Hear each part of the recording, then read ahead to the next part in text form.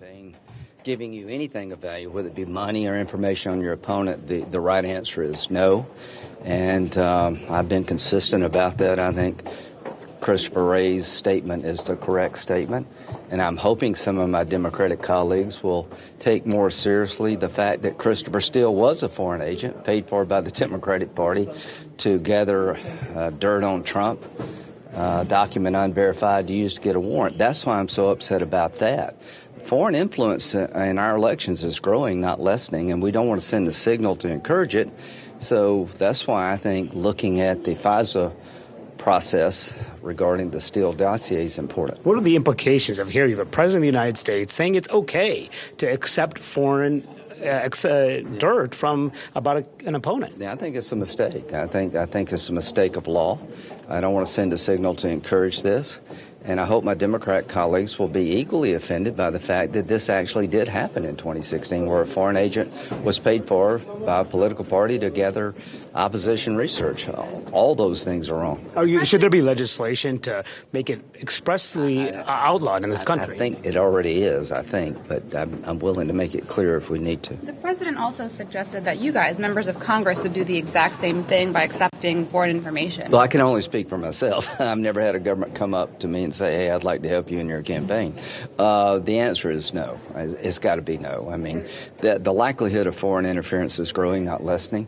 And again, you've got a situation in 2016 that, Don Jr. sat down and talked with somebody representing themselves to have information, and that was a mistake. Apparently, they didn't act on it. It's not a crime to have a meeting. It's a crime to receive the information, and apparently that didn't happen. But what did happen for sure, I know, is that Christopher Steele was hired by Fusion GPS, who was paid by the Democratic Party, and his dossier was salacious and unverified to this day and used to get a warrant and maybe start a counterintelligence investigation. So I want to look at all of it, and I want us to come out of the 2016 election with some real bright lines that no party should be hiring foreign agents to look at their opponents, and we shouldn't be taking meetings. Has the president taken the wrong lessons from Russian interference in the 2016 elections? Well, I think the president's statement with the Polish prime minister was the right statement, that we need to really be clear here that we don't want parties to be hiring foreign agents, and we don't want to have meetings with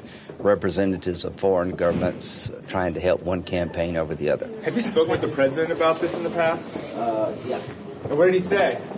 You want to go? There's John Cornyn over there. Well, that is a first there, the first sitting Republican lawmaker to answer for the president's comments, saying he would accept foreign help, foreign interference, in effect, in a U.S. election. Senator Lindsey Graham saying in simple terms the answer should be no. CNN's Sarah Westwood is at the White House. Sarah, of course, you've covered this president for some time. Lindsey Graham, very close to the president, most often comes out to support him, but breaking with the president here on this issue and becoming, well, the first sitting Republican lawmaker to do so.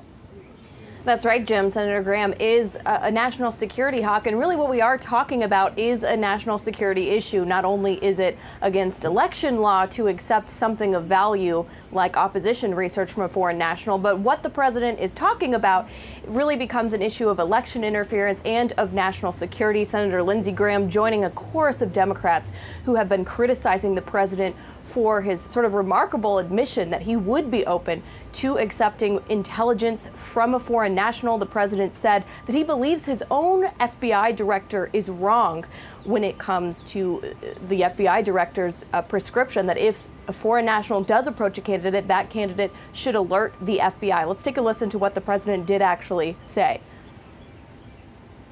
Should he have gone to the FBI when he got that email? Okay, let's put yourself in a position. You're a congressman. Somebody comes up and says, hey, I have information on your opponent. Do you call the FBI? I don't think coming from Russia, you do. I've seen a lot of things over my life. I don't think in my whole life I've ever called the FBI. In my whole life. You don't call the FBI. You throw somebody out of your office. You do whatever you do. Al Gore got a stolen briefing book. He called the FBI. Well, that's different. A stolen briefing book. This isn't a stolen. This is somebody that said, we have information on your opponent. Oh, let me call the FBI. Give me a break. Life doesn't work that way. The FBI director says that's what should happen. The FBI director is wrong. Now, the president seemingly tried to clean this up via Twitter this morning, saying he talks with all kinds of foreign leaders. He mentioned the Queen of England, the Prime Minister of Ireland, and they talk about everything. So he says, should I have to call the FBI after every conversation that I had with a foreign national? Obviously, there's a huge distinction there between a conversation and opposition research. And the president also suggested that ABC News somehow edited his answer deceptively, but you saw for yourself what the president said just there. He has downplayed Russian interference in the 2016 election in the past, obviously, but the president here, Jim, confirming his opponent's fears that in the future he might be open to accepting opposition research by just saying it outright in that interview. Well, he's also made up the editing comment before. You remember after the famous Helsinki moment, standing next to the Russian president, he said that the transcript got his comments wrong when it was very clear what the president said there. Call it up. You can see the video. Sarah Westwood, thanks very much.